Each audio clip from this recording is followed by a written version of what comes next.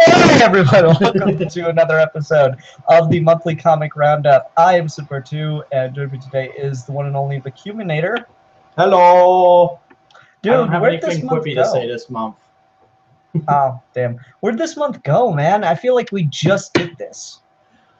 How different our perspectives are, because June has been one of the longest months I've had in quite a while. A lot of shit went down for me in my personal life. Well, we got comics, right? Yeah. Hey, escapist media, it's a thing. Yay! So yep, we're gonna go ahead and get into this, and I mean pretty much just right now, and we'll see how it goes. Show up live, early on time. We made announcements. It's Yeah. on you. All right, let's go ahead and get in. Do you remember who started last time? I believe I did. Okay, so I'll go ahead and do it this month. So my pick for the first week of June is Doctor Strange #1. This is the beginning of Mark Waid's Doctor Strange run. And I don't know what it is, but lately I've had a thing for magic users in space, sorcerer aliens, if you will. And that's what this whole run is going to be about, is Doctor Strange go into space to talk and deal with space wizards. And I'm so down for that. Nice. Yeah. It's got an interesting little, character treatment for Stephen Strange, where, he's just kind of naturally a genius, and so anything that he tries to set his mind to, he'll be good at. And so it's like, yeah, he was a great surgeon, then he lost his ability to use his hands, and then he became a wizard, and he became the best wizard ever. And at the beginning of this, he loses his ability to, perceive or do magic. And so that's the premise for why he has to go to space. Tony Stark sets him up and sends him off in a rocket ship. And yeah, it's just a cool premise that I am so here for, just in every conceivable way. It's great. He gets into space and immediately things go wrong as he's captured because he's looking for space wizards, and it does not work out very well for him. So yeah, just a cool premise. I really do like the art. Mark Waid's a really good writer. I'm really excited to see where this run goes. Fun idea, and a thing that I'm just kind of into, I guess. Yeah, I watched your review of that the week it came out. I had been interested in it because I do really like Mark Waid, and I've wanted to read some Doctor Strange ever since the movie happened. But I just didn't have the money that week, so I'm probably going to end up waiting on that since you said it's so good. Oh yeah, the first 2 issues are out already, and they've been really, really well done. Yeah, I think Marvel is adopting DC's double shipping system now. Oh god, I don't know how I'm gonna keep up. Yeah, because you just made me aware of that, and Ant-Man and the Wasp, the first 2 issues of that came out a week apart, so I think it might be happening. Oh wow. We got Ultron32 in the comments. Hi, thanks for making it live. He says he hasn't read any Doctor Strange since Jason Aaron's run. I'll pick that up in trade if it stays good. Well, I'll let you know week to week if it stays good. How does that sound? Sounds good. Vac, what is your first choice? All right, so my pick for the first week of this month is Batman #48, the first part of the actual wedding arc. And Ian, Tom King is just showing off at this point. Like, god damn, I was riveted to this thing the whole way through. Full disclosure, I haven't read War of Jokes and Riddles. I just wasn't reading comics at that time, and I've never gone back to it, but I do want to at some point. So this was my first time experiencing Tom King's Joker. Might be my new favorite Joker. Like, I don't know. I've been reading King's run on and off, and now pretty regularly since like the wedding got announced. And King is like, every time he touches a character, he does like a take that gels perfectly with me. So I don't know. When it's said and done, I'll be able to say for sure, but I really feel like Tom King's run might end up being my definitive Batman. I mean, he's writing a run for the history books. It's funny you mentioned War of Jokes and Riddles because, in a way, this is the first time Tom King's properly written the Joker. And that's not like a disparaging remark on War of Jokes and Riddles. Is just Joker's very out of character on purpose in that run because he can't smile. It's kind of the thing that ties the whole arc together. So to see the Joker just being the Joker here, yeah, it's fantastic. I mean, it's not hard for Tom King to write the Joker well, given that we've had like what 5-6 years of no one writing the Joker well. So it's just such a breath of fresh air. Yeah. I mean, I haven't read much of Snyder's run past Court of Owls, but even I wasn't super hot on that, so I have no doubt his Joker wasn't the best. Yeah, so no, King's Joker, the best man story arc is, yeah, it's good shit. Mikhail Janon's artwork on that. It's Janon, right? Doing the I think so. I believe so. Yeah. He does such a good job of like this really kind of creepy, unsettling look to Joker. I really love it. Yeah, and he's like the first guy I've seen in a long time portray Joker as actually wearing makeup, which was really cool. Yeah, I guess I didn't pick up on that. Though I don't have a problem with him like having white skin but also wearing makeup or something like that. Neither do I. I just thought it was a really cool thing to see like Joker with like you can see little bits of pale skin poking through around his eyes. Neat. And also, this is just a fantastic cover. Oh yeah, that's a good one. All right, well, I guess I'll go ahead and move on. My second week's pick is Mr. Miracle number 9. So we're gonna be doing a lot of Tom King this month. I hate to tell you. God, this issue's so good. Yeah, kind of my favorite since the first one. Yeah, it gets really interesting. It gets really deep.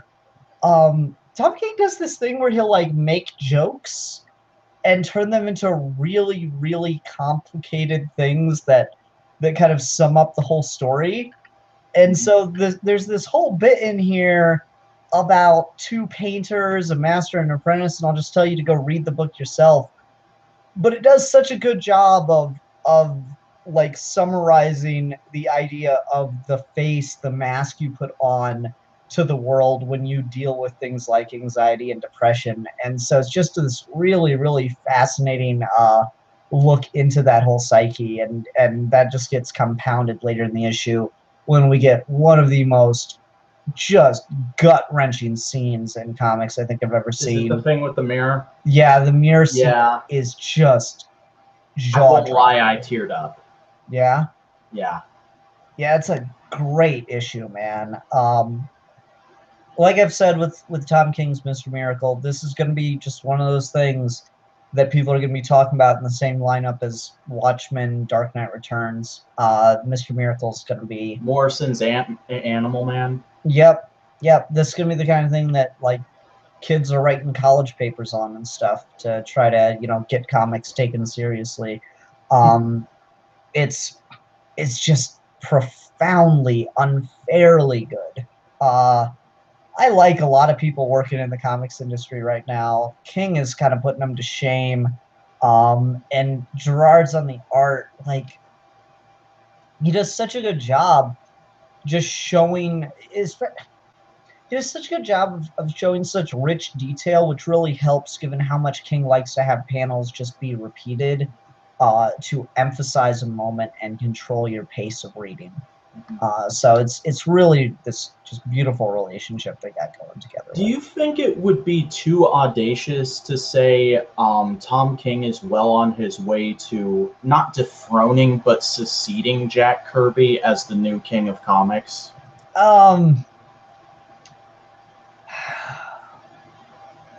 I don't know if I could go that far. Jack Kirby is called the king not just because of like the quality of his work, but the impact of it. And much as I love Tom King, I don't know what he could really do at this point to shape the medium in the same way that Jack did, you know? Fair enough, but like I could throw out just the mere fact that he has a better command of panel layout than anyone working in the industry in the last 20 years at least. And he definitely does. It's absolutely incredible. Some of the best comics writing I've had the treat to read, and I am so glad that this guy's career has basically just started as far as mainstream comics go. We got years of Tom King to look forward to, barring incident, and please bar incident. I can't believe I'm going to quote Darth Sidious of all people, but Tom King, we will be watching your career with great interest. Alrighty. What you got next, Mac? My pick for week 2 is The Man of Steel, number 3. This is the first issue where I felt like Bendis was really telling a story and not just setting shit up. Just the opening of Rogolzar coming to Earth and just walking up to the fortress and wrecking shit was like, already I'm like, okay, this guy is actually kind of scary. He's not just like interesting, like, okay, what are you doing here? This is an actual threat, and I'm in. And then when Superman and Supergirl later discover that Kandor's been destroyed, and they have that moment where they just have that look of shock on their faces, I lost it. That was crazy, especially because being the Supergirl fan that I am, I know that probably broke Kara a little because her parents are in there. Oh, I didn't know that about her. Yeah, actually, New Krypton, the arc from Pre-52, where they bring Kandor back and make like a new Kryptonian society briefly. Her parents are in charge of that. Interesting. And then Bendis gets to write Supergirl for a little bit, and like, just like Superman, he seems to have a better handle on her than anyone who's touched her since 52.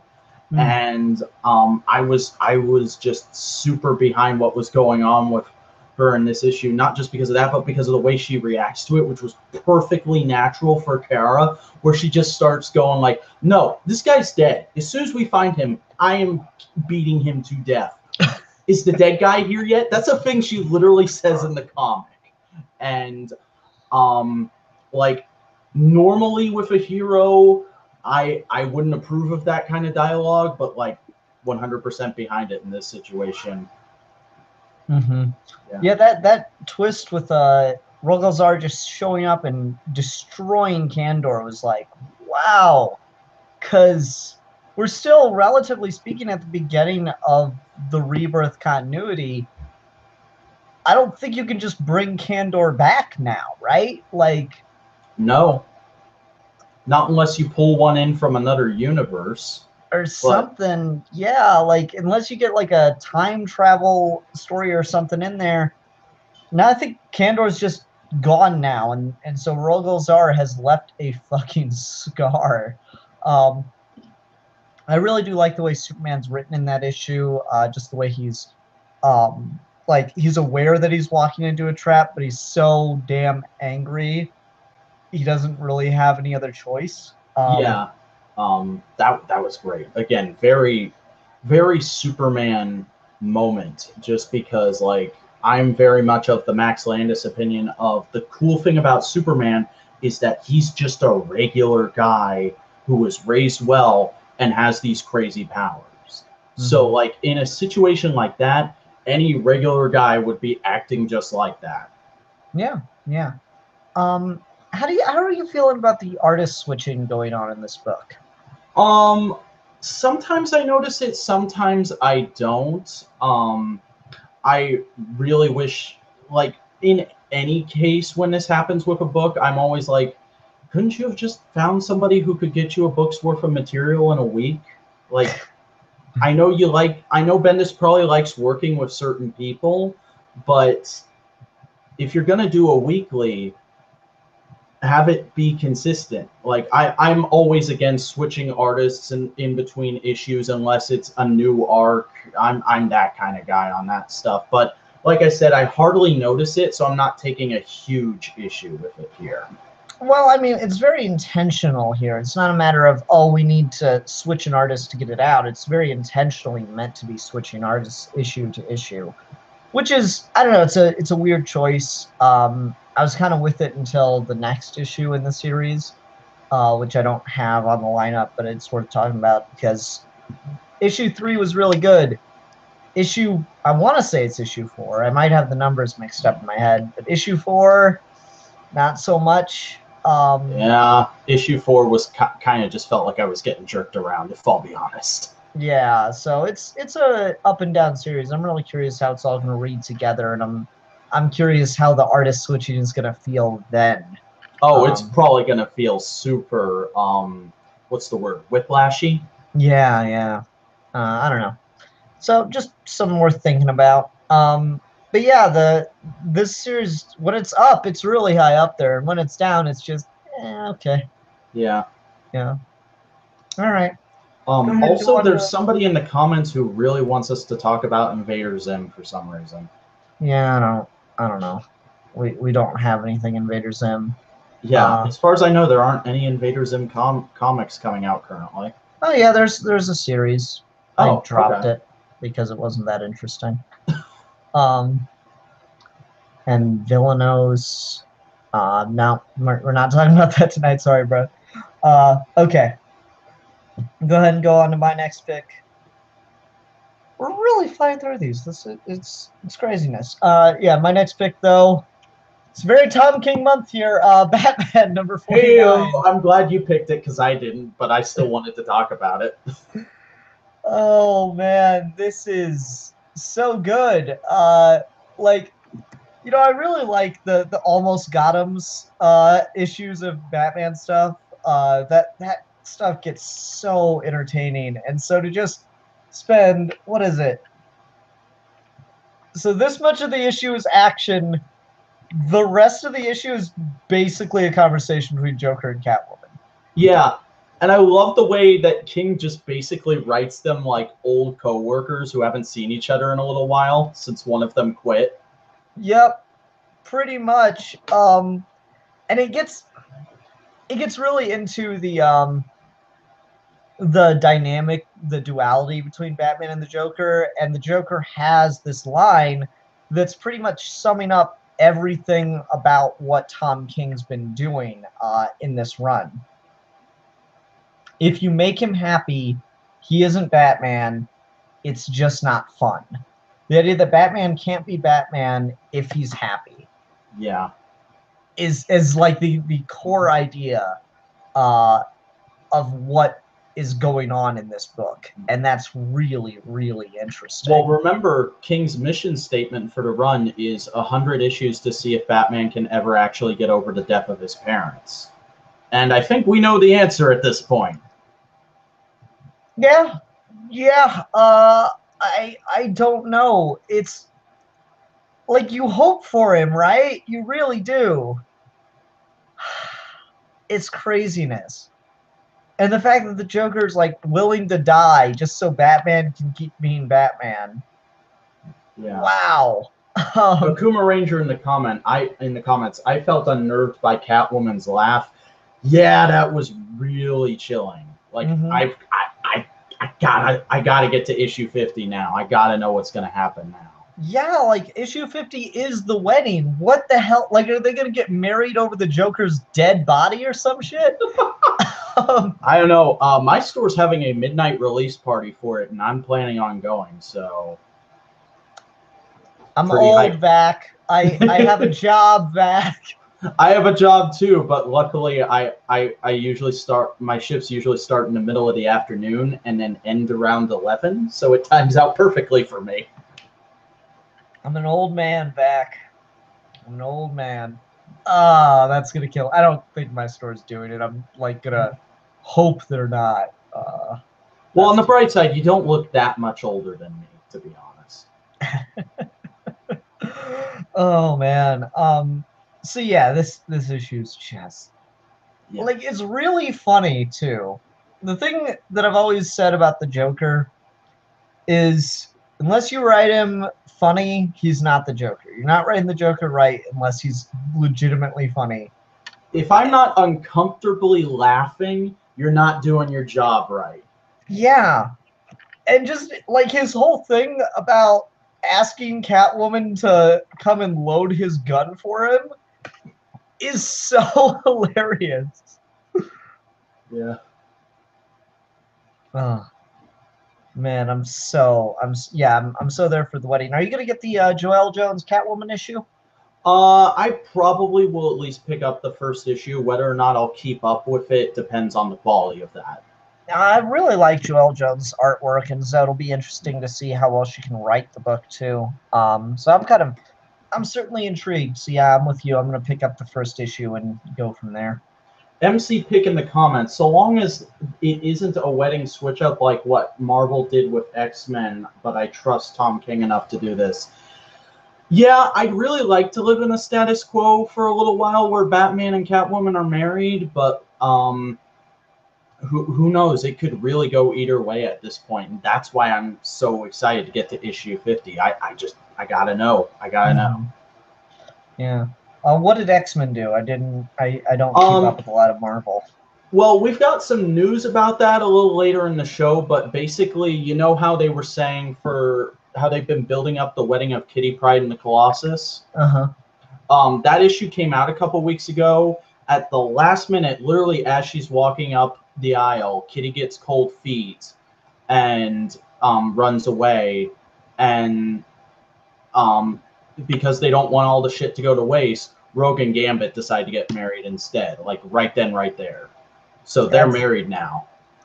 I mean, I just feel like bad for Colossus. He's like absolutely got to be crushed, and then they're like, "Hey, do you care if we just use all your shit?" Yeah. I don't even know if they've done any follow up with Colossus yet. Because I just saw those panels on Instagram like the night the comic came out. So poor guy. Oh well, what you got next for us, Vac? My pick for what is it? Week 3? Yeah, I don't even know anymore. Okay. My pick for whatever week this is Infidel number 4. This book has been really ramping up leading up to its final issue, which is the next one. Just a lot of really good subverting my expectations in this, or rather subverting the characters' expectations in this, because like I talked about in the last issue, the theme of this book is sort of taking the current political climate and the way a lot of us tend to think about things and people and saying, well, not everything is always that malicious. Here is just a thing that happened, and it's unfortunate that it went this way, and there's no way it could have been helped, and no one was trying to engineer it badly. Like, they find out that the apartment complex really is cursed, and so they're like, oh, there must have been some crazy, like, satanic cult doing it, and they find out the guy who lived in their old apartment, and they go to talk to him, and it turns out that he did put the curse on the apartment, but on complete accident. Like, he was just an idiot teenager screwing around with candles and books and shit, and he didn't even know he did it. Like, the haunting started after he moved out, and they don't have the heart to tell him. Wow. That's interesting. But yeah, it's just a really good lead into whatever the finale of this is going to be, because after that cliffhanger, it's totally up in the air. It's like our who we fought, our main character, her best friend and her husband go into the apartment because they're like, if she's still in there, we've got to go save her now. We don't have any time to wait. We don't know what could be going on in there. And she gets separated from her husband, and then she gets confronted by one of the ghost things that's been in this comic so far, and that's where we leave off with the last page. So um, I'm really excited to see what the final issue of this is like, and hopefully this just becomes like a really great indie horror story that I can recommend to people from now on. But that will entirely depend on what the last issue is. So they're not planning a sequel, as far as you know. It's probably just going to be a limited series. As far as I know, the trade is already listed, and it's just called Infidel, not Volume 1 or like Infidel 1, and there's no solicitation for Infidel 2 issue 1 as far as I know. Oh, okay, that's interesting. Yeah, that'd be a cool standalone graphic novel. Who's publishing that again? It's Image. Okay, cool. Mel Sanchez, back off the keyboard. There aren't that many people in the chat. We get it. Thank you. Anyway, yeah, that sounds good, man. I might have to pick that up once it's in trade. I would highly recommend it for Trade Talk. Yeah, how many issues is it? 5 issues. So and I think the trade comes out the week after the last issue. Interesting. Yeah, I'll keep an eye out for that one. All right. Well, let's go ahead and move on to my pick, which is Batman Prelude to the Wedding, Harley Quinn versus the Joker, #1. I am picking this solely because it's a good issue, comic issue with Harley Quinn. And that happens so rarely. Yeah. They made me buy Harley Quinn as a hero, and I never thought anyone would be able to do that. Yeah. My thing with Harley Quinn is, no matter how you feel about the character, love or hate or whatever, she was created as a pair for the Joker. She was created to be kind of a gag or a straight man or what have you, something to bounce off of the Joker and compliment him. So if you don't do stories with Harley Quinn and have the Joker in them, even in tangential, lightly connected ways, it doesn't work. It never works for me. Yeah. Sometimes with Ivy, it's okay.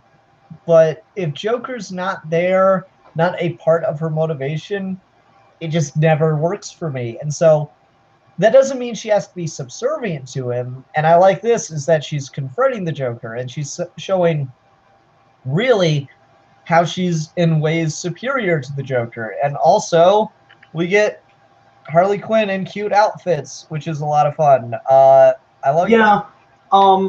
I'm usually like against the whole fetishization, constantly putting Harley in different outfits with the different color schemes. But this issue, like, had some ones I have to admit were really good and totally worked for the story. Well, for me, it makes perfect sense that she do stuff like that because she's obviously a very flamboyant kind of person. And so to have her in this pastry chef outfit, and then you get a couple pages later, and she's in a freaking Disney princess dress in her style is so perfect. I absolutely adored it. Well, I think a big part of the reason it works, too, is because the outfits are to go with a death trap. It's a specific thing she's doing. It's not just, here's a scene and she's in a random different outfit that has her color scheme. Yeah, that's a really good point. It plays into the story. It works artistically.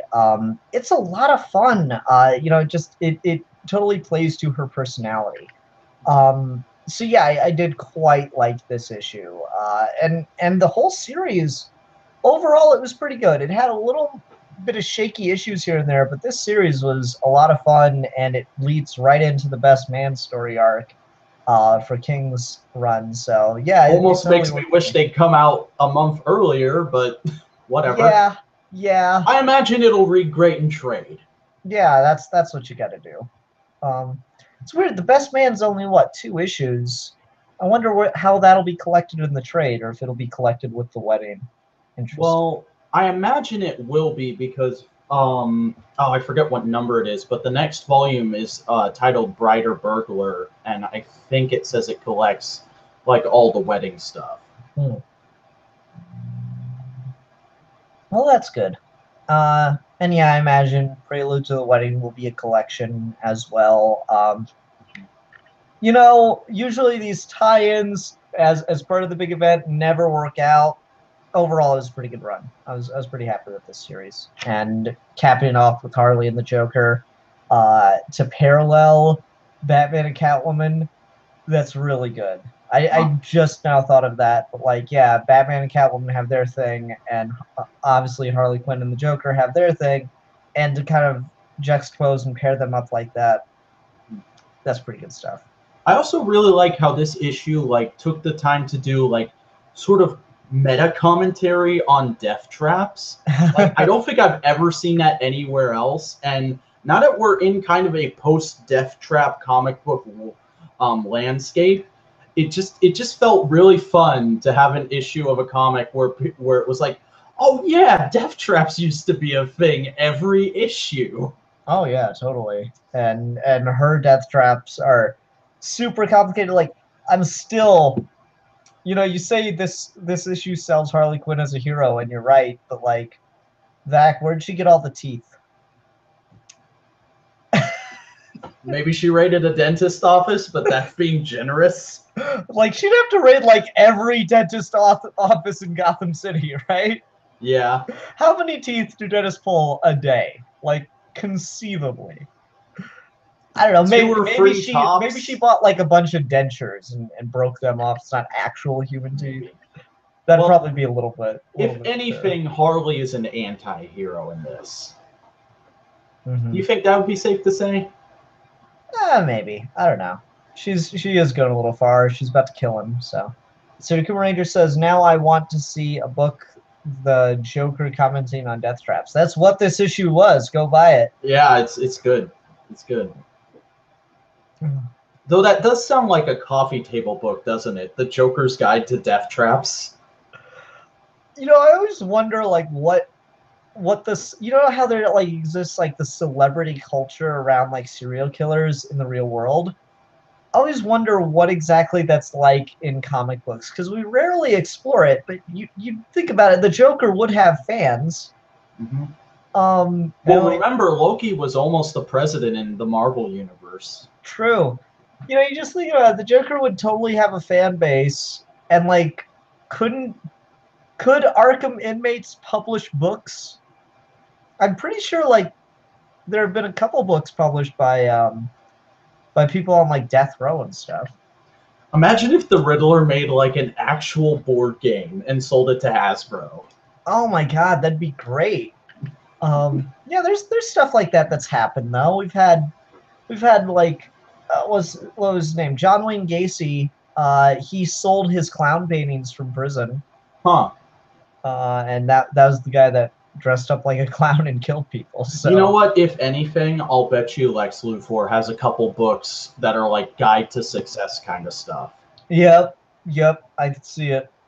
All right, let's go ahead and go on. What you got for us, Vac? So my pick for the final week of this month is Miss Marvel number 31, celebrating 50 issues with the legacy numbering. This is actually the first thing I've picked up that has a legacy number on it. So, yeah, this was just a really good, really solid Miss. Can I just cut in real quick before it becomes irrelevant? Robert Abbott says Bane would write a workout book with a DVD guide. Yes! And he'd partner up with the WWE to release it. Oh, perfect. Okay, sorry, go on. Okay. So yeah, this is just a really solid Miss Marvel story that's kind of emblematic of the character as a whole, I'd say. Like, I kind of view Kamala as being like a modernized Peter Parker, at least in his early appearances, where it was very much about constantly juggling the relationships and the superhero stuff and family and this and that and the other thing. And this is a big part of what she's going for in this issue. Because in this issue, she's having her first ever slumber party. and she keeps getting interrupted by members of the superhero community to go out and fight crime. And her friends don't know she's Miss Marvel, and I say that with air quotes because they know, but she doesn't know they know. And this issue actually ends with her breaking down and going, "This night has been too hard. I can't keep doing stuff like this. I need to tell someone else." So she just walks into her bedroom in costume and takes off the mask. And they're all like, "Oh, hey, Kamala. What? You're not surprised?" "No, we've known for like 2 months. Aw. We just didn't want to force you into it until you were ready, and now you're ready. So, pizza?" That's fun. That's cute. Yeah. Cool. Cool little fun standalone superhero issue. Alrighty. I haven't read any Miss Marvel. What would you say would be a good starting point for that? I'd say just go straight back to Volume 1 because the initial run on her by G. Willow Wilson is still going. This is part of it. Okay. So just go back to Volume 1, No Normal, and go from there. I'd love to hear your thoughts on it because Kamala is a great character who basically started a revolution in Marvel of more young, more diverse characters, and she's still one of the best ones in my book. Okay. Yeah, I've been wanting to get into more Marvel, and so she's a character I've heard a lot of buzz around and I've been curious about. If you're going to read any of the new, young, tweety bopper Avengers we've gotten in the last few years, I'd say her and the Unstoppable Wasp are the two to go with. Okay, good to know. Good to know. All right, well, I'll go ahead and go on. We're doing honorable mention next. And so my honorable mention is Batman, Prelude to the Wedding, Batgirl versus the Riddler. Called it. Yep. Yep. Again, this was a really good series, and it's a really good Riddler story. And I just love the premise that the Riddler's got a crush on Batgirl, and he makes her a tape. And it's a really well-layered story. Yeah, I didn't see it coming, but as soon as it happened, it made perfect sense to me to go there with the Riddler. Yep, this like creepy stalkerish crush, and then to get like such a history of the Riddler in this issue, to like kind of, properly rebirth canonize things like Query and Echo, to put them in continuity again. That's really cool. Stuff like that's great. And then it's also cool to see Babs get to use her head again against the Riddler, prove she's just as capable as Batman, kind of thing. That's great. I'll say my only nitpick with the issue is the riddles really only make sense in universe, so you can't really solve them on your own because they're just about people that don't actually exist. Mm-hmm. So, it's a little disappointing, but I still really like this issue. Yeah, I'm not reading the current Batgirl run, which is by Marguerite Scott, but I really hope she does an arc following up on this because I've read Marguerite Scott Transformers Windblade stuff, which is I think the only female-led solo Transformer title, and it's really good. So I'd love to see what she'd do with this kind of relationship between a female hero and a male villain. Yeah, it could totally work. I could really see, Riddler's got like just this air of he's kind of pathetic, but he's also really dangerous. And so him kind of crushing on a girl that he can't have. Yeah, I really like it. And I like Robert in the chat says he'd love to see if they made Riddler Barbara's nemesis. And, I'm pretty sure Barbara doesn't have like a literal defined arch nemesis, so that could work. Yeah, I could see it. Because we were doing that for a while. Like Black Mask had Catwoman. We were kind of like branching out to make the Batman villains the arch nemesis of other members of the Bat family. So yeah, I could see it. It's a solid run. It's a solid issue. I quite liked it. It's a pretty typical Riddler story, but in a good way. Seeley did a pretty good arc here. I had fun with it. What you got for us, Mac? So my honorable mention for this month is Ant-Man and the Wasp, #1. The first issue in Mark Waid's, I believe, 5-issue mini he's doing with these characters. This was so much fun. Like, I've been wanting to see Scott and, oh god, Nadia, that's her name, sorry. I've been wanting to see Scott and Nadia meet since I started reading Unstoppable Wasp, and he did not disappoint with this, because they have such an interesting dynamic as the next generation of the Ant-Man and the Wasp, because it's like this 30-year-old college dropout, can't hold a job, kind of jokey bum hanging out with this super genius teenage girl.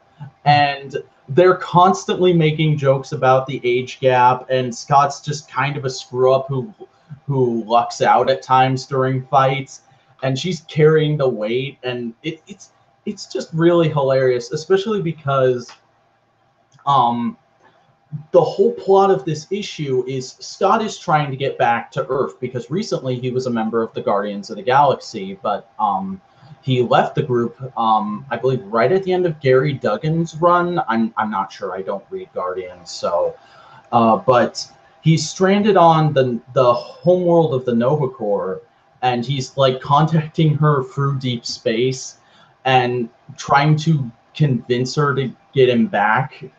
And he like basically guilt trips her into it, going like, "Hey, it's my daughter's birthday tomorrow. I gotta get back to her for my daughter's birthday. Your daughter, you know about that, right?"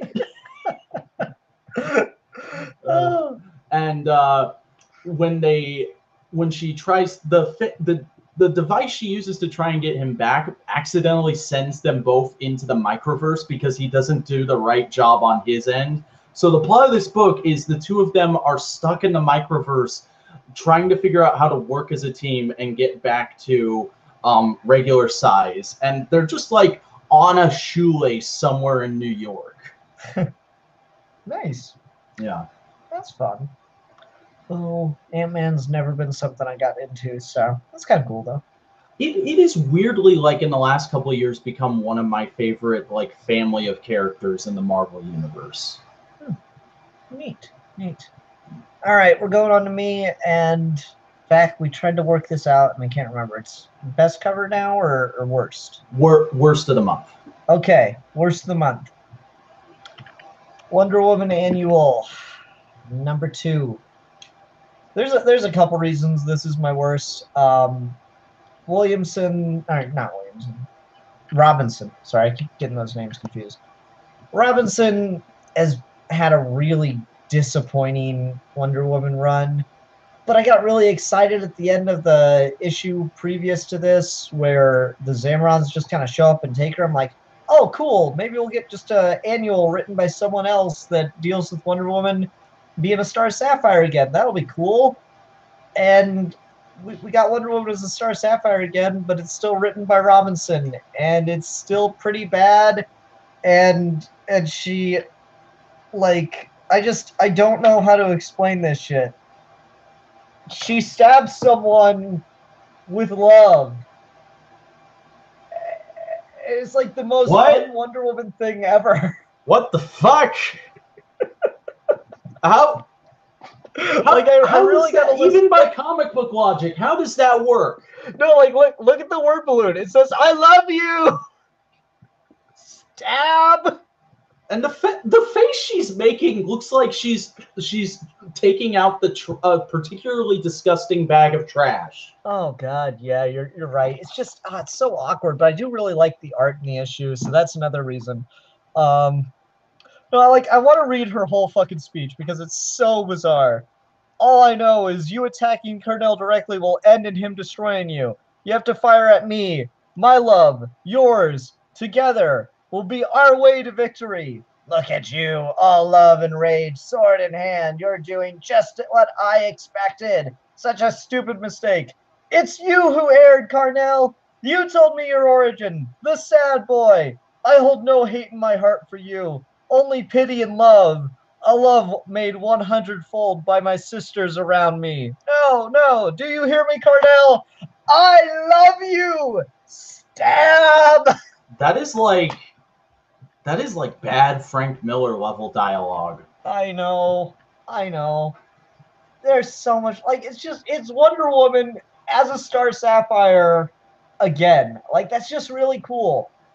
I don't know how you fuck up that premise. I don't know if it's just because he's become synonymous with bad comics, but when you were reading that, I was hearing it in Linkar's voice. Like, I can picture him reviewing this issue. And I mean, just the whole premise, like, so there's this Dark God story arc, which is kind of tied up all in metal. So that's a bad choice already to tie into an annual, which generally are supposed to stand on their own. So, like, there's the Dark Gods are invading our universe, and one of them, which is the Dark God of Love, but like evil, possessive love, toxic love, is attacking the Zamorans, and it kills all their leaders. And the Zamorans think, oh, we can only go to one person. That one chick who wore the ring like one time 10 years ago. And so they go just get Wonder Woman and take her away. It's like... Robert Emmett in the chat, it's like the Sword of Love from Scott Pilgrim. Yeah, but like that's the thing, is the Sword of Love was not used on the person that the love was for? Yeah. If I'm remembering it correctly, it was used against someone. It was like the power of love against someone. This is the power of love at someone. It's just bad. It's so stupid. And again, it kills me because there's so much good art that's just being wasted on this really trashy writing, unfortunately. Like, they give Wonder Woman the ring again. Oh my god, Robert Emmett will just not stop coming with the zingers. Next issue, Diana earns the Sword of Self-Respect and stabs Robinson. Ouch. Yeah, but like, they just are wasting this gorgeous art. Like, that is a great image of Wonder Woman as a Star Sapphire that totally beats the original costume design from Blackest Night out of the water. Yeah, the original costume was basically just lingerie. Yeah, and this, like, it looks like Wonder Woman as a Star Sapphire, which is really, really cool. God, I'm so pissed. This book sucks. It sucks. It sucks. Luckily, Robinson's done at issue 50, and Stephen Orlando's taking over. And I've read Orlando before. I don't love Orlando, but generally speaking, he knows how to write characters. Well, good luck, man. I was not the biggest fan of his run on Supergirl, but that's the only experience I've had with him, so... Yeah, I mean, it's like, is it bad or is it just kind of It feels like he has good ideas, but he's being hampered by the fact that DC is probably going, there's a Supergirl show out right now. You should make the comic like the show so it'll sell more. Mm-hmm. Hopefully that won't be the case with Wonder Woman, though. I mean, I'm in the community that's like, all right, I don't care if she's the daughter of Zeus. It's fine. But if that's going to be the element that continues, fine, whatever. It's just, God, this has been, since Robinson took over the book, it's been so bad. My dream team is Joel Jones on art, Margaret Bennett writing. That's what I want for a Wonder Woman book. That would be incredible. Yeah. Anyway, what you got for worst of the month, man? So, completely flipping to the other side of the coin of my honorable mention, my worst of the month is Ant-Man and the Wasp: Living Legends #1. This is a waste of paper. I have no idea why Marvel made this. This is just a random one-shot they put out in the same week as this that has nothing to do with anything in continuity. It's set in a status quo Scott was in like 2 books ago. It's referencing a story I don't think anyone fucking remembers. And the dialogue is pulled right out of the Silver Age. Wow. Like, literally, they're constantly referring to each other as Ant-Man and Wasp rather than Scott and Janet. It feels like they only put this out because, hey, Janet Van Dyne's going to be in Ant-Man and the Wasp. Let's put out a new comic with Janet and Scott in it. Let's do that. That's a thing we could do. screw you. It really feels like just an excuse to get more money. Yeah, yeah. That's disappointing. Yeah. I never get those tie-ins because they try to release them so, people walk out of the movie theater and they go, "Oh, I love that comic book movie. I'm gonna go buy a comic book with those characters in it for all three people that do that." To try to get those people into comics, and they're always such the weakest ass tie-ins. Yeah. Or whatever. And it's so weird because, like, you don't need to do that. You already, I don't know about you, but when I go to Regal on, like, opening week of a Marvel movie, with my ticket, I usually get a digital code to download the first issue of whatever run is going on right then. I do not. Oh. We're a backward folk here in Indiana. We just are mainly impressed that there's a place that projects images on a screen instead of corn on a field.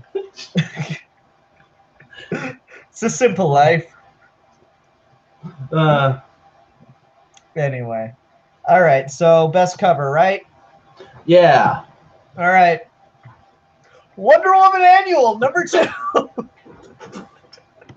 Now that's some whiplash. Yeah. No, it's a terrible book, and it's great art, though. I love this cover. This is a great cover of Wonder Woman as a Star Sapphire. Again, it takes the new costume design. What I like about this one more than some of the interior stuff is you can see the ring really prominently. Seeing the Zamarons behind her is really cool. The battery in the background. I just love the layout here. It's a great cover. And when I saw this, I was like, okay, with a cover like that, how can it possibly be bad? I'm very particular about saying this because I'm very particular about posters, but like I would buy that as a poster. That looks like a great Wonder Woman poster. Yeah, it's a really, really cool thing. And I'm a big Wonder Woman fan. I'm a big Green Lantern fan. Seeing these things bleed into each other like that's really, really cool. I would not buy this as a poster because I know the context of the issue. Oh, no. But it is fantastic. All right, let me figure out who did the cover real quick. That if I were a professional reviewer, you see, I would have already known that. Let's see your color. Yasmin Putri, Putri, did the cover on this. It's great. It's a great cover, and again, Robinson is wasting some people's absolutely phenomenal work with just really lazy writing, in my opinion. And it's unfortunate because I've heard nothing but good things about Robinson on like Starman. This is where I really get the feeling that he's just trying to cash a check. Yeah, Robinson's Starman is a legendary run. I haven't read it myself, but people always tell me it's great. I picked up like not the most recent issue, but the two before that because I learned through your reviews that Supergirl were in it, so I was like, okay, got to get that for my Supergirl collection. I went and read them. I was like, okay, this isn't terrible, but this feels really lazy and like you're just inserting certain characters to keep yourself interested. Yeah, yeah. I mean, like the idea of Wonder Woman fighting Supergirl, it's not a terrible idea. It's just I really feel like he's coming up with like some decent ideas throughout his run, but then he's just not putting any effort into really developing them or showcasing them. It was weird. About a year ago, I want to say there was a one shot called Steve Trevor Wonder Woman's boyfriend or something like that, and I would totally have read that series. Like if I don't know what the hell Jason Woman is doing in Robinson's run, but if you wanted to just write a Wonder Woman, it's just Robinson's OC. He just wanted his OC to be canon. No, that's actually John's created the character. John's revealed back in I think it was Darkseid War that Wonder Woman had a brother. Oh, I didn't know about that. Okay. Yeah, and so I literally learned about Jason Woman through your reviews of Robinson's Wonder Woman. Yeah. And so Robinson's been messing with him, like, if we were going to do a whole run where Wonder Woman doesn't get to be the main character in her own book, and we're just going to focus on a man in a book called Wonder Woman, could we have just gotten the Steve Trevor Wonder Woman's boyfriend book? I would have read the shit out of that. Back in the I forget if it was Silver or Golden Age, but back in the day, there was a book called Lois Lane, Superman's Girlfriend, and that book was hugely popular. So I would totally read a Steve Trevor book. It couldn't be worse than this. What you got for best cover? My best cover is, checking the issue number, Paper Girls number 21. This series has had a really consistent thing with covers where they try and take one character and juxtapose them with a certain color, and like, this is just breathtaking to me. This is a really evocative image of like this pink pastile future world and this punk girl from the 1980s standing on top of a building smoking a cigarette in it. And I'm like, yeah, this is why I'm here. This is why I'm reading this book. This image is just so emblematic of the sort of, not the themes of it, but like the there's a word for it. The design scheme. The aesthetic. Yeah, that's it. Yeah. It looks cool. I've heard a lot of good things about Paper Girls. I should probably go buy the first volume of that or something. Yeah, all of Vaughn's creator-owned stuff is like really good, but I would recommend reading it in the trade, because I started reading Paper Girls and Saga in trade, and then when I finally got a store near me, I went and put them on my pole, and I gotta admit, it's more enjoyable when you can read a lot of it at once, but it's still good. Okay, cool. All right, best of the month, right? Yep. Okay. Mr. Miracle. Heyo. Mr. Miracle number 9. Again, it's a run for the ages right now. I think we're almost, we're what, 3 more issues away from the completion of this series. And I have no idea where it's going to go. The plot twist at the end of this absolutely shocked the hell out of me, and I'm not going to spoil that for anyone in case they haven't read it. But yeah, great series. Absolutely fantastic. Are you planning to do a Geeky Gentleman on that when it concludes? Now I am. Well, hey, if schedules work out, I would love to be there. Yeah, sure. We could maybe swing that. It just depends, Yeah, it's such a good series. Such a good series. Love it. Well, I guess this is the month of King because, hey, Batman number 48 is my best of the month. I really want to try to think of a pun to turn the word June and King kind of together or something, but just Jing, Jing, King of Bandits. That's a manga. There you go. Yeah, no, I don't think it's gonna happen. yeah, it's the Best Man's a good ass arc. It's simple 2 issues, and it's best Joker story in like 5-6 years. Yeah. Yeah, I agree. Good choice. I'm so excited for that issue 50, man. Yeah, totally. All right, well, we're gonna go ahead and move on to comic news then, folks. Vac is our comic news master. What you got for us, sir? All right, well, we have a veritable mountain of news this month, and I'm gonna, because you were able to do it to show off those new designs we got in the last episode. I'm going to start screen sharing during the news segment. So if anything comes up in the chat, hopefully you'll catch it because I won't be able to look at the chat while I'm doing this because I've got you on one window and I've got the news on another. That's fine. Do you have your screen up right now? Because all we're seeing is your logo. Yeah, no, you do. Just, for some reason, all I'm seeing is your logo, not the screen. Oh, so you better open the stream then. Yep, that's fine. That's fine. All right. Sorry about that. Must be a Google thing, I guess. Yeah. All right. Well, our first story for this month is Angela, Valkyrie, Frogfor, and more are joining the Asgardians of the Galaxy. Yeah. Marvel has kind of gotten rid of the Guardians recently after the most recent run on them concluded. And so now, in their absence, a team of Asgardians are coming together to be the new Cosmic Avengers type characters. And this book is going to be written by Cullen Bunn. So I'd say I'm fairly interested in this. It's a pretty crazy out there concept. I don't expect it to stick, but it should be fun while it lasts. Cullen Bunn is all over the place, both in quality and just the amount of stuff he does. Yeah. That's a great premise, though, and I love I mean, it's Frog Thor. How can I not want that? Mhm. Also, someone, if you look at the cover, someone is in the Destroyer armor here, and apparently it's going to be a big mystery who's in there for the first couple issues. Interesting. Okay, and that's September, huh? Yeah.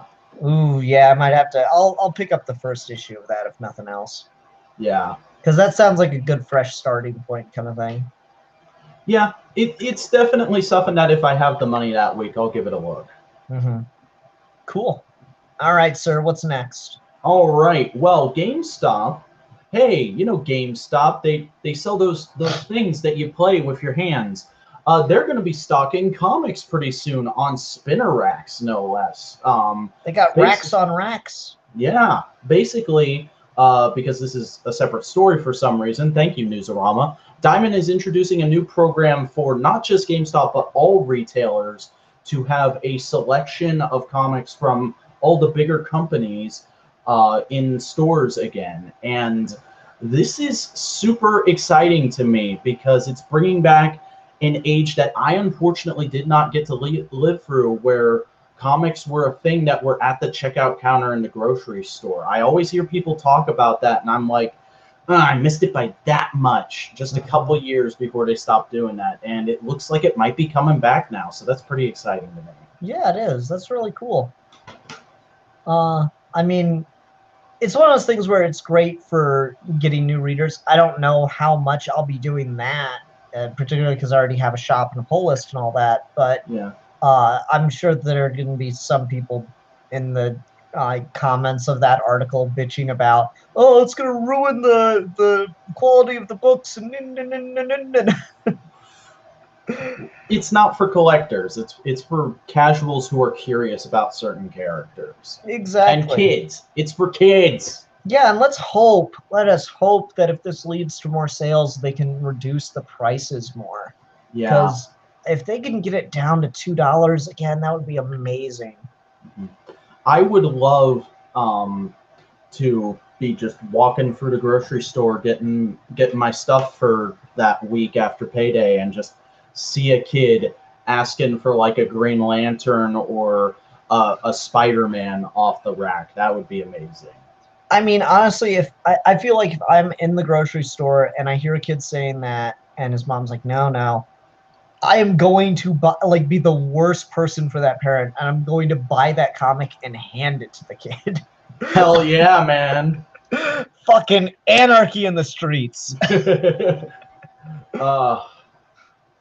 Yeah, this is just a really nice little, like, hey, that's happening kind of story. So I wanted to bring it up. Nice. So let's move on to a bit of Marvel news. Spider-Geddon re-enters the Spider-Verse. So yeah, after our vague Marvel teaser, which I believe was last time, if not the time before that, it was last time.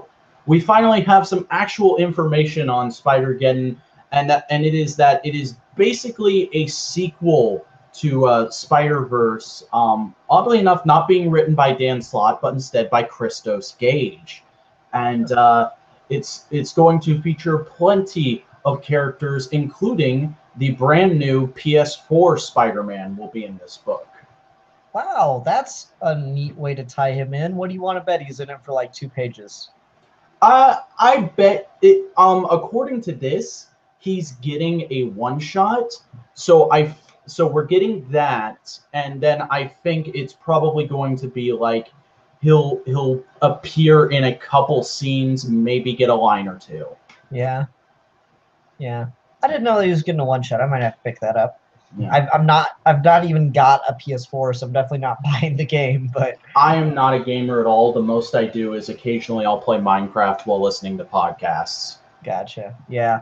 So I know a lot of people are really excited for that game, so I'll have to pick up the one shot if I see that. Yeah.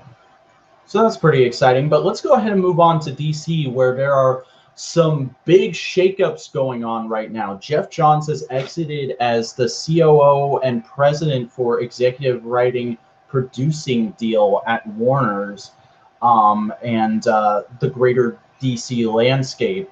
And he's also going to be taking on a Shazam ongoing and he's finally doing his free Joker's title. He's finally going to get that out of his system. Yeah, I don't know. This is good and bad news. I didn't really care for his Shazam in the New 52. I am excited that, we're going to have a guy who... Jeff Johns doesn't have the greatest command of everybody in the DC universe, but he at least knows how... He gets the characters on some level. So it'll be nice having him in the films, because apparently no one knows what the fuck they're doing over there. But... damn it, that means Didio and Jim Lee are back in charge. We need to focus on making good movies. Yeah. I can't believe that's a thing somebody actually said. That's on par with when Saban bought Power Rangers back, and they went, "What's Forever Red?" Oh, God. Yeah, so, those parts of it are pretty good. The thing I'm worried about is Didio's got a pretty bad reputation, and I don't think Jim Lee's going to stop him. Yeah. So Johns was kind of like a mitigating force to all that, and so I'm worried. We'll have to see, but I don't want to bag on Jim Lee too much, because hey, he's also the next story. Jim Lee is now named the new DC Entertainment Chief Executive Officer. But from what I've heard, just from reading interviews and stuff of people talking about him, he seems like he's kind of, as long as he's working, he's happy, and he's not really a big creatively minded guy. He doesn't play politics in the company too much. Yeah, that's good. I don't know. I'm worried about Didio. Didio's got some pretty bad ideas sometimes. He is out there, but let's just hope that mostly, because my whole thing with John stepping down and moving into a different position is I'm pretty sure this is them being okay, we've got some new writers who are coming up and are very popular right now. We need to move you guys into different positions so that they can eventually come up and have more of a ruling force in the DC universe. I'm really hoping this is just so if Tom King's Batman run ends well, he gets to do some larger scope stuff. Yeah. All right. What you got next? Artists and release dates for DC Ink and DC Zoom launch titles. Did you know that they're doing this this series of book I guess you would call them original graphic novels, but they're young adult kind of teeny bopper things that are being released at retail stores for kids? No, I didn't know about that. I'm really glad though, because I'm really excited for the Black Label, but of course there's always that problem of comics can't be too gritty because then kids can't get into them. So I think this is a great idea to balance that out. Oh my God, there's the Super Sons one. Getting it. That's actually been kind of a contentious thing going around, because if you look at this cover, Damian is white as fuck. Yeah, people are really annoyed with that because Damian is a brown kid. There's no getting around that. Yeah, Damian's always got Ra's al Ghul's got that ambiguous ass. I don't know. Have you ever read Birth of the Demon? I have not. So Ra's al Ghul is technically from a country and a people that no longer exist because he killed all of them. So they talk about oh, you're burning the whole city. It tells everything about our people's great trek through the desert. So it's his just an entire civilization and people was murdered by Ra's al Ghul as his origin. That's pretty hardcore. He's not white. He is some kind of brown. But he's vaguely Middle Eastern, Asian-ish. Yeah, exactly. No, you're right. That is kind of disappointing. I don't know. Colorists don't always know the whole background behind a thing. I'm sure if enough people will complain about it, they'll probably go back and retroactively change that for the next volume or something if it's successful. Yeah.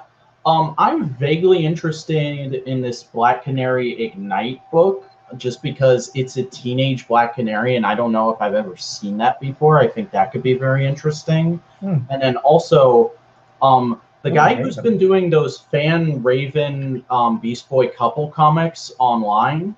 Oh wow, he's getting a book. Oh, that's really cool. Yeah, so I'm interested to see how that turns out. That's really awesome. I love that cover, how her hair's the feathers. That's really, really cool. Yeah. Since we're on Super Sons related news though, for anyone that's into the incorrect accounts, let me just take over the screen for a sec. Oh yeah, I've been seeing you tweeting those. Yeah, for anyone that's into the incorrect Marvel accounts and stuff, I started an incorrect Super Sons Twitter account. It's you're running Super that, Sons. Okay. Yeah, it's at Super Sons INC. So come check that out. All right, I'll have to give that a better look. I've just seen the ones you've retweeted on Sydpart2. Yeah, I've been trying to signal boost that a little bit. So you like Super Sons like me, and I'm like, I like the incorrect accounts on Twitter, but it does get kind of annoying that they just like adapt a joke from Scrubs to be like Marvel characters. That's kind of what it's always been, because those started on Tumblr, and Tumblr is very, we love sitcoms. Yeah. So I'm doing my best to just, as far as I know, write completely original content for it. So come check me out there. All right, back to the news, sir. All right. Well, The Unstoppable Wasp is back from cancellation with a new ongoing and a new artist. I am so excited about this. Unstoppable Wasp was one of my favorite books when it was going on, and it sadly got canceled due to low sales. But I guess they're bringing it back because of the movie. And they're bringing it back with the writer of the run that got canceled. So it's like she's just getting to continue her run. And the artist they picked is literally one of my favorite artists in comics right now. Like, just look at this. This is the new character design for Nadia. It's super adorable. It has this really nice kind of semi-cartoonish look. This is the whole cast. Oh man, yeah, you're right. That is so streamlined for animation. Yeah, because I don't know how much you know about the character, but by the end of her book, she's running a group which is called the Agents of Girl, and Girl is an acronym like SHIELD. Of course. And it's just a bunch of up-and-coming female scientists who are super smart but have never gotten discovered because, hey, the people who run the list of super smart people in the Marvel Universe are men. So she's like, I'm gonna go find a bunch of super smart girls who are my age, and we're gonna put together a think tank, and we're gonna do cool stuff. And that's basically the plot of that book. So I'm really excited to get more of this because it's like, that sounds super in-your-face political, but it's really not. It's just an adorable, fun book about these girls doing science stuff. Nice. That's cool. More women in STEM.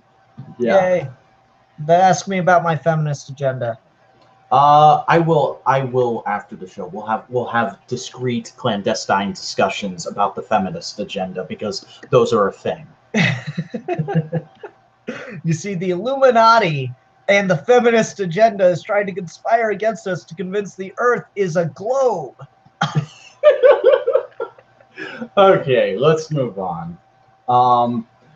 Iceman is also back from cancellation. I don't know much about the current Iceman run, but hey, it's a character who a lot of people got into recently because it was revealed that he was gay, and then his run ended due to poor sales because people didn't keep up with that, and now he's back. Well, this the second time you've talked about it, and what it comes down to is the singles don't sell, but the trade does. And I was so infuriated the first time I learned this. It just shows you how ass backwards the comic book industry can be. Yeah, trade sales don't count to whether or not a book's sales is doing well enough to continue. That's ridiculous. Right? Like, so many people trade weight. That's like not counting YouTube views for promos on how well a show is doing because the Nielsen ratings say it's bad.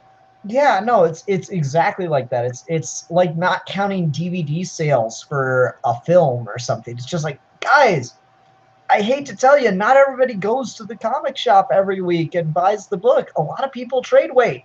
If you don't want people to trade weight, maybe you shouldn't be publishing trades. Yeah, so that's probably what it is with both this and Wasp, and I'm sure Wasp is also tied into the movie in some way, shape, or form. But yeah, that's likely what's going down. Yeah. But this should be good. I might give it a look. I'm not the biggest Iceman fan, like I've said before on this show. I'm more of an X-Men movie guy than I am an X-Men comic guy. Well, but you'll hey, enjoy if I this hear week's good... episode of Geeky Gentlemen. Sorry? You'll enjoy this week's episode of Geeky Gentlemen. But yeah, if I hear good things about this, I'll give it a look. Cool, cool. So moving right along to the big story of the month, DC's next crisis event is coming from King and Man. This book is going to be called Heroes in Crisis, and it is finally the book King has been teasing for so long on Sanctuary, this place for heroes who have PTSD sort of deal with their shit and get it worked out. Very, very interested in this. Yeah, like I've heard people complaining about it already. I don't understand people that don't like Tom King's writing at this point. I just feel like you're clearly not a human. And so yeah, this like, what was the complaint I heard about this? The idea of showing these heroes going through traumatic events is great, but doing it as an event seems really cheap, and so that's why I don't trust it. I'm like, no, doing it as an event puts these issues at center stage and shows what kind of an impact they can have on these characters. That's a great idea. Also, saying this feels cheap after the last event was literally Watchmen 2? Come on. Right. Can you pull up the cover? I want to point out a detail that I've noticed I've not seen anyone talk about. Okay. Can you zoom in on that at all by chance? I don't think I can. Okay, all right. Everyone look very closely at Superman's hands. Can you like circle that with the mouse? Just, dance around it. There we go. That's Psycho Pirate's mask, and King has made Psycho Pirate one of the most influential ass characters in not only his run, but now in DC Comics continuity. Well, but look at this. There's various figures wearing the mask in, like, white robes all throughout it. Mm-hmm. So maybe that's, like, what you have to wear if you're in Sanctuary? I don't know, but it's clearly the same mask Psycho Pirate was wearing, and we still have not gone into what exactly the fallout from I Am Bane has been. There's like this really interesting scene where Psycho Pirate was like being forced to rehabilitate what he did to Gotham Girl, and then just like that hasn't been picked up on yet. And so seeing that fucking mask, I'm like, oh yeah, Psycho Pirate's involved in this, and King has kind of realized, like, what was the name? There's like an X-Men years ago that like people just made fun of because his ability was stupid. Gold balls? Maybe, I don't know. Like, his power was he could immediately understand how to use any technology. Okay, no, then it wasn't gold balls. Okay. No, like, people used to make fun of that, and that's because he was introduced, like, mid-90s, and that was kind of pointless. And it's like, oh, yeah, well, you can figure out how to rewire a TV or something. And now, like, that we're in the technological future and stuff, that's like an now that character useful could power. God mode anyone. Yeah. Like, it's incredibly huge power. And I feel like that's what King's kind of doing with Psycho Pirate, is Psycho Pirate has the ability to manipulate your emotions. That's crazy. And so I will not be surprised. I'm calling it right now. Heroes in Crisis, Psycho Pirate is going to be involved. Mm-hmm. Also, this is what one of the first pages looks like. God, Clayman. Yeah. Oh, Jesus. Ugh, I'm so excited.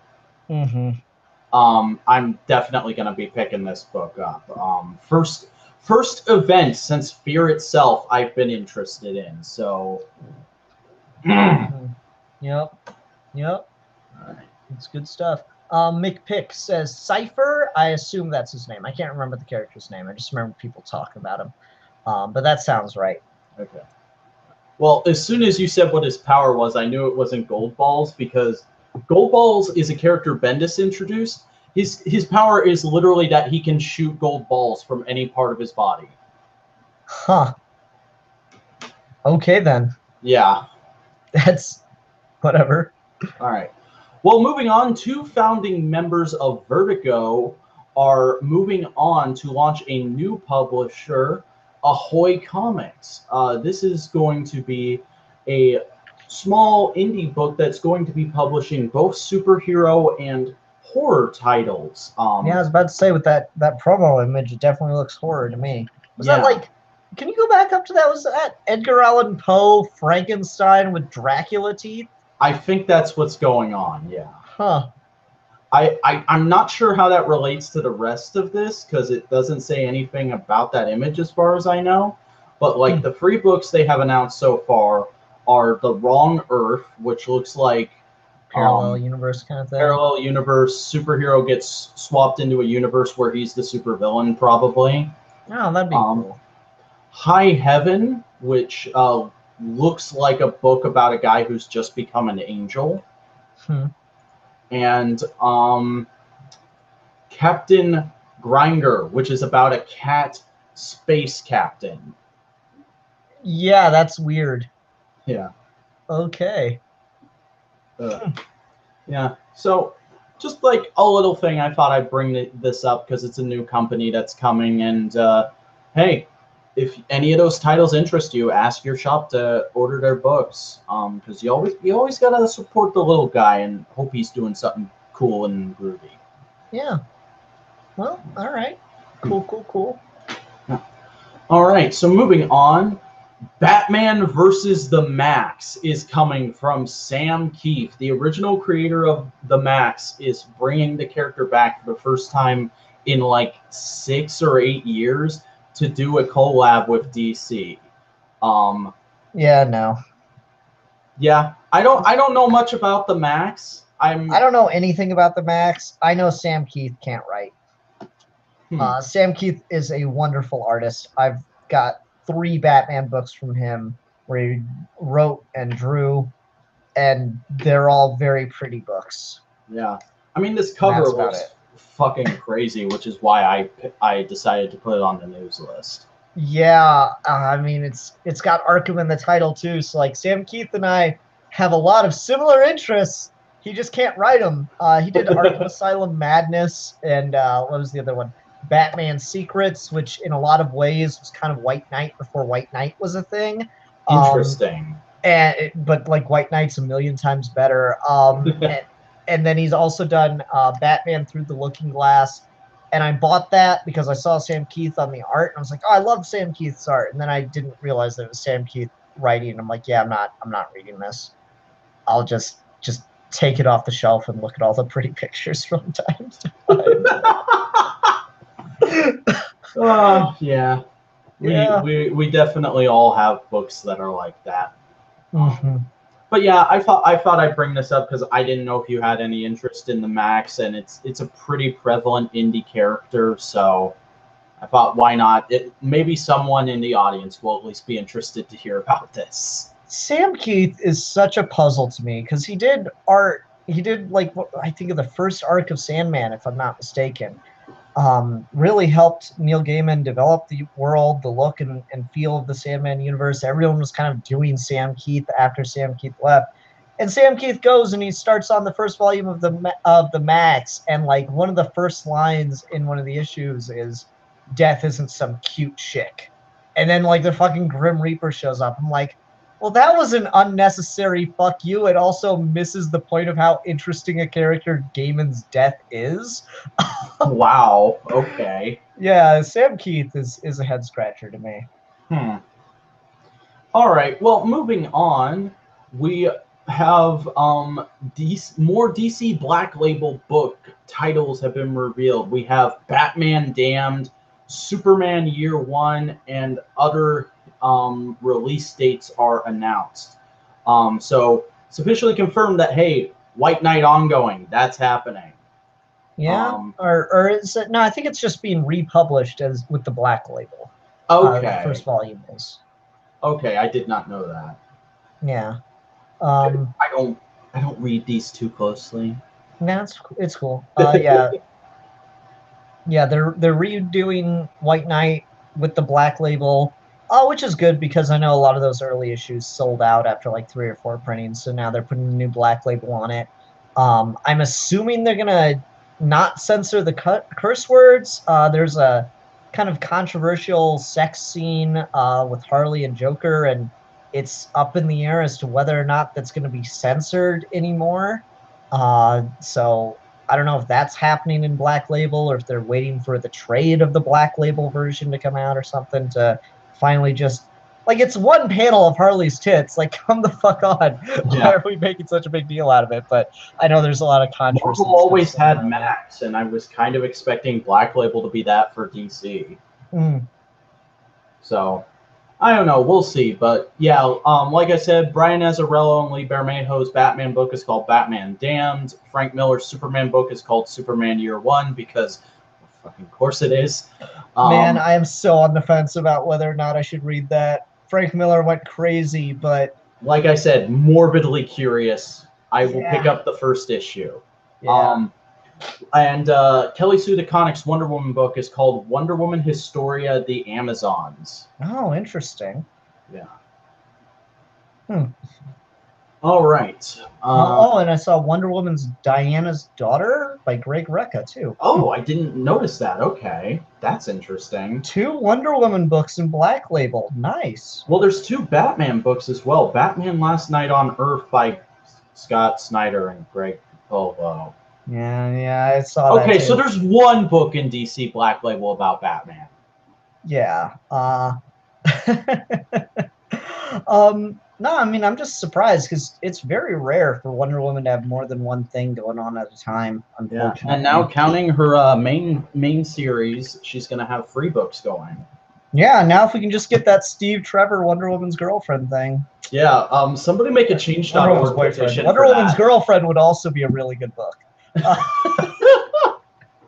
I would read that. Etta Candy, Wonder Woman's girlfriend. Make it happen, DC. So moving on, courtesy of Sean Gordon Murphy, we have Batgirl's new costume design.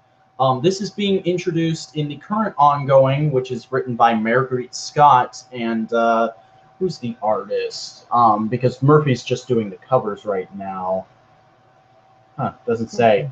But this is the new Batgirl costume, which is going to serve for, as I understand it, it's just this one arc, because she's leaving Burnside and going back to Gotham to her dad's place for a little bit, and she doesn't bring her costume with her for whatever reason.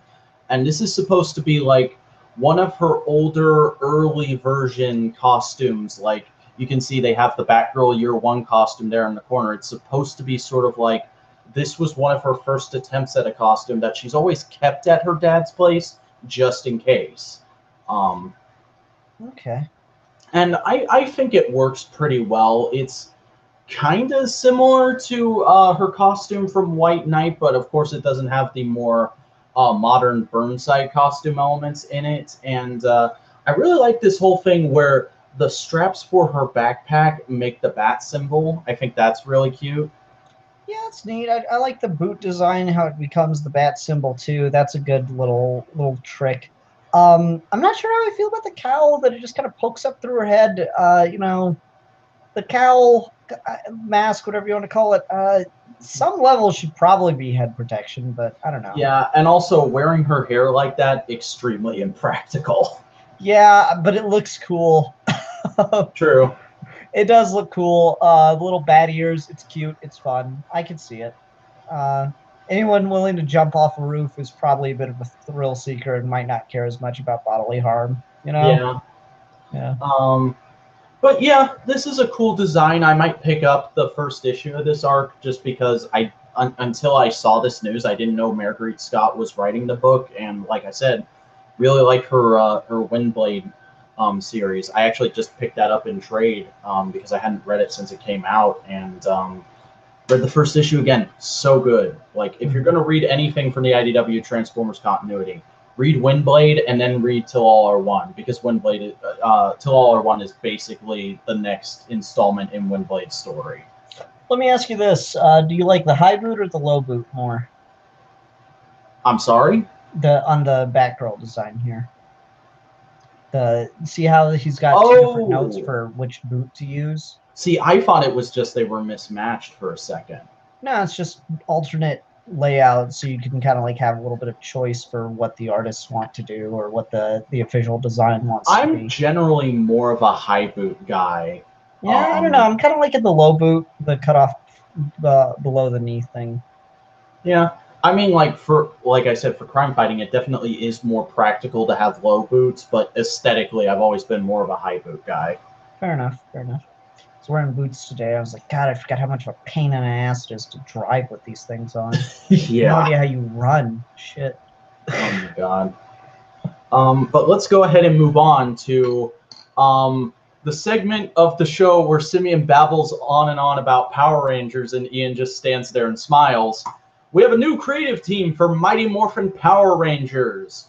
Margaret Bennett is going to be taking over the writing post-Shattered Grid, and she's introducing a new team of Rangers, not the Mighty Morphin team, but instead a Power Rangers Avengers team, which is made up of the Magna Defender, Zeo Ranger 3, I believe, is the designation of the Yellow Zeo Ranger. The Green Samurai Ranger from Ninja Storm, Talon Ranger, who has been renamed Dark Ranger because there's a whole thing, but basically Talon Ranger was a character that only existed in toys and never actually appeared in the show, and fans wanted him in the show really bad because he was a really cool Sentai character. And so now he's finally appearing in a canonical thing in the comics, but they've changed his name to Dark Ranger for some reason. The In-Space Red Ranger and the Ranger Slayer is going to be the team's leader. So I am super, super interested in this. Like, I'm already reading this book, and I won't deny it was fairly obvious that, oh God, what's his name? Higgins was going to leave after Shattered Grid because his entire run has just been building up to that. Mm-hmm. But I'm pretty excited for this. I've heard great things about Margaret Bennett from you. I didn't know she was at all interested in Power Rangers till this news came out, but I'm pretty psyched. This seems like a great thing that's happening, and hey, fans have been wanting them to start going more all over the place with the universe since it was announced. Beck, I'm gonna pick up Power Rangers. Oh my god! I just jumped out of my seat. Holy crap, I was not expecting that. It's Margaret Bennett. She's one of my top 10 comic book writers. She's amazing. I have no idea what the fuck Power Rangers is going to be like in comics. I haven't watched Power Rangers since I was a fucking kid. I'm going to have to send you, like, a dossier on each of the characters. I know. No, like that, you, like, sitting there telling him, like, I was basically, like, taking notes. No, I'm going to have to pick up, at least for the first arc, probably, I'm going to have to pick it up, depending on what it is. I can give you a brief summary on each of these characters right here, right now, if you want. Oh, well, I don't think the people watching will enjoy that as much as I would. Yeah. But no, it looks really like that seems like a premise that Bennett's going to do. Notice the Pink Rangers front and center.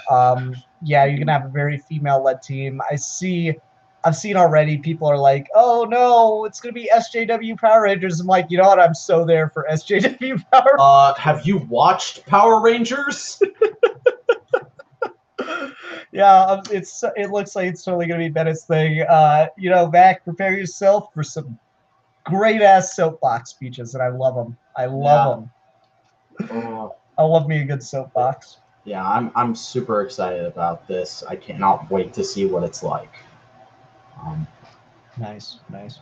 All right. But yeah, moving on. Netflix is bringing Stranger Things to comics. Dark Horse has the license, and they are starting off with, I believe, a 4-issue mini that is basically telling Will's side of season 1, because he spent most of season 1 trapped in the Upside Down. So it's basically going to be a survival horror comic about Will Byers' time in the Upside Down, and I am here for this. Perfect side story to do to the show. Cool. I didn't watch. I think I watched one episode of Stranger Things, and like the majority of Netflix shows, I was like, yeah, it's all right, and then just never continued. You are gonna get so many angry comments, dude. I mean, it's good. I just don't care. Yeah. So I don't know. I'm glad that fans will have something to read. Yeah, I'll definitely pick up the first issue of this. As always with stuff, whether or not I'll keep up with it depends on the quality, but it's really solid premise if you're going to do a side story to this show that has a pretty tight story. Cool. But yeah, let's go ahead and move on to it's the second most outlandish bit of news we've got, but one of the more outlandish bit of news we have.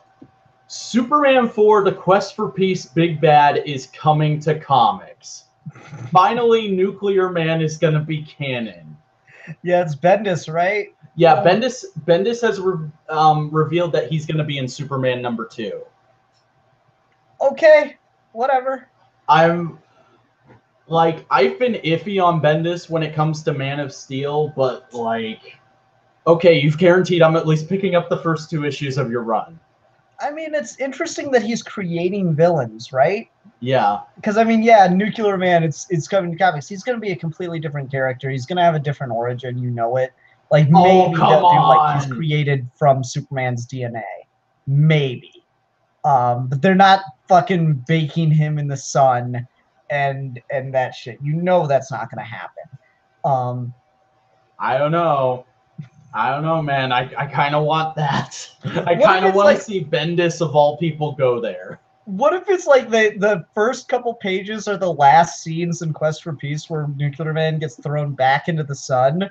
And he just goes into a portal into the Rebirth universe? Yes, exactly. So it's the exact same character, like beat for beat. And he like goes to Lex Luthor and he's like, "Father." And Lex is like, "What the shit?" Yes! Yes! Please, Bendis, give us this book. I'm so excited. Nice. I mean, it's cool. Does it say who's going to be doing the art for it? I don't see anything. This was just kind of put up right away because Bendis confirmed it on Twitter. Okay, we'll see. I'm curious to see if they're going to redesign him. Because look at those nails. There's no way. I'm sure when we get closer to the book's actual release, we'll see a design in the news or solicitations or something. Mm-hmm. Alrighty. But moving on to what I would say is the most outlandish piece of news we have. Star Trek, the animated series versus Transformers G1 is coming from IDW in September. I am so excited for this because, I am one of those people who laughs whenever somebody says everything should be like G1 because that cartoon is extremely hit or miss, and when it misses, it's downright embarrassing. Just like Star Trek the animated series, I watched every episode of Star Trek, including all of the original series, which is harder than it sounds. I couldn't get through one episode of the animated series. I've tried to watch the original series 5 times. I always get stuck halfway through season 1. I don't know why. I just can't. It's got really bad episodes. I couldn't even get through one episode of the animated series. So I don't know what the fuck IDW is doing here. This got to be the most niche-ass thing to go for. I hope it's just constantly them making fun of how bad the animation was in those shows at times. That's what I really want. Mike Johnson is writing this. Please, sir, just give us bad animation jokes out the wazoo. But yeah, this is really exciting. I'll definitely pick up the first issue of this. Okay, fair enough. I don't know. Star Trek's been doing a lot of crossovers lately. There's the Doctor Who one a number of years ago. There's the Green Lantern one. Now we're getting Transformers. I gotta say, Transformers actually makes a bit of sense. Yeah, because the Yeah. Transformers are aliens. Yeah, I would say. Let me ask you this: do you think you could do a Transformers Star Trek crossover and just not use any of the Transformers that people are aware of? Just go, what is it, 100, 250 years into the future of Oh, the you could very Transformers? easily do that without even time travel because, well, first of all, Transformers live for like millions of years. Oh, okay. But also, Cybertron, at least in the IDW continuity, Cybertron has various colony worlds from before the Civil War that they basically just sent off ships into the galaxy and they said, hey, here's some planets that we could live on but don't have any indigenous life forms yet. Let's go send a big robot that can turn into a city there and have it just spit out a bunch of Transformers. That's a thing ancient Cybertronian civilization did. And then like Well, that's interesting, and we're gonna get a Transformer turning into an Enterprise or a shuttlecraft or some shit. yeah. And like I've been talking about Windblade a lot tonight, but that's where Windblade comes from. She's from one of Cybertron's colony worlds called Caminus. And the fun thing with like her initial appearances in the comics is like she comes in all wide-eyed and bushy-tailed, like having heard all these stories about how grand and regal Cybertronian civilization is, and she comes into it like just after a million-year civil war ended, and it's like, what the shit happened? Wow, just wow. Alrighty. But moving on to our next bit of news. So Marvel has been teasing this book in their solicitations for the last couple weeks, not revealing what it is, not saying what it is at all, calling it X classified. And we finally know what it is thanks to the events in a recent issue of X-Men Gold that you and I discussed. Rogue and Gambit are Mr. and Mrs. X in new ongoing series. This is going to be written by Kelly Thompson. So I have fairly good faith in this. Kelly Thompson is a good writer from what I've seen of her, and like I've always been interested in comic book Rogue and Gambit. I've just never read any of them, and like she also recently wrote the Rogue and Gambit mini that happened, that concluded just a few months ago. So this is probably just going to be her following up on plot threads from that, and I'm probably going to pick that up and trade, and then if this is any good, and I'll try and keep up with this because it's an X-Men married couple. We haven't had that in quite a while, so it should be interesting to see how it goes.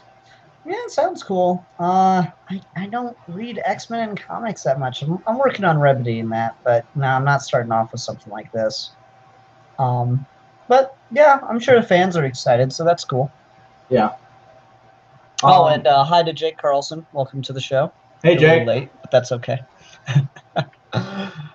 Oh man, we're 2 hours in. Damn.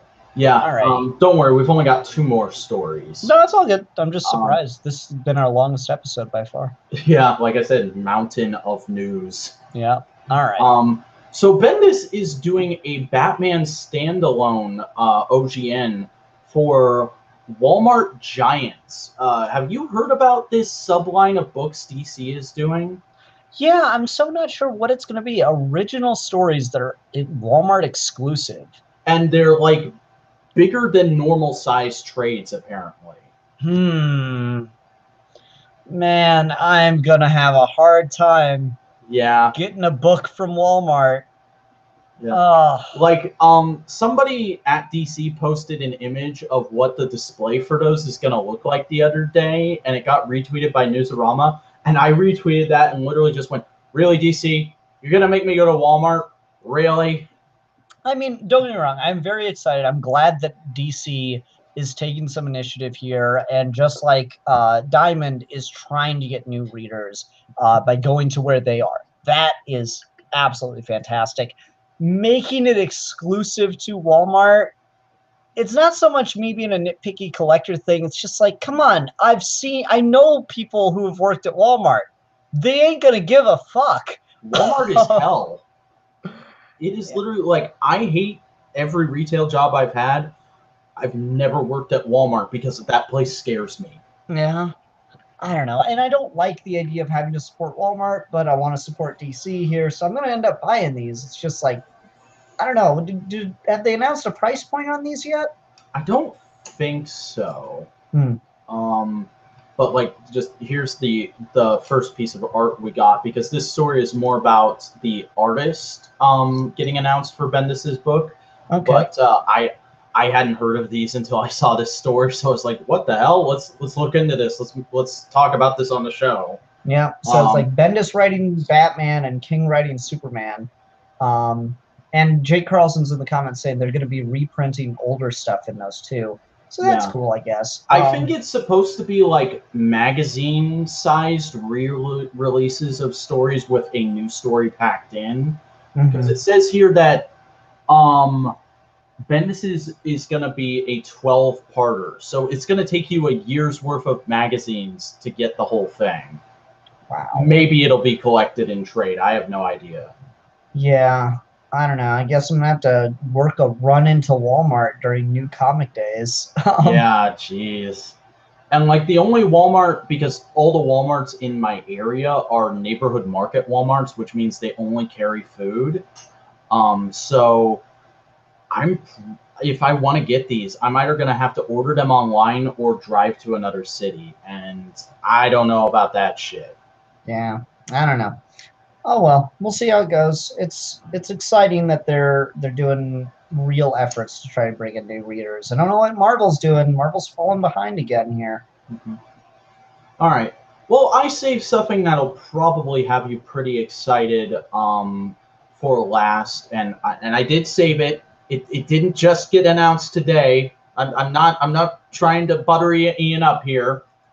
Grant Morrison is going to co-write the Sideways annual, and it looks like he's bringing back New 52 Superman, or at least his Action Comics Superman. Oh my word, Grant Morrison, I love you. Yeah. Sideways. This is a character I know nothing about. Sideways is one of those characters who got introduced through Dark Knight's Metal and is now part of DC's New Age of Heroes subline. I read the first issue, really didn't care for it. Felt like the most generic teenage superhero book I'd ever read. But, like, letting Morrison do this guy, and he's bringing in Action Comics New 52 Superman, that's kind of interesting. Yeah. Jake Carlson's debating which one of us loves Morrison more. And, Jake, you told me that you read Final Crisis and didn't even get it. I understand Final Crisis. No,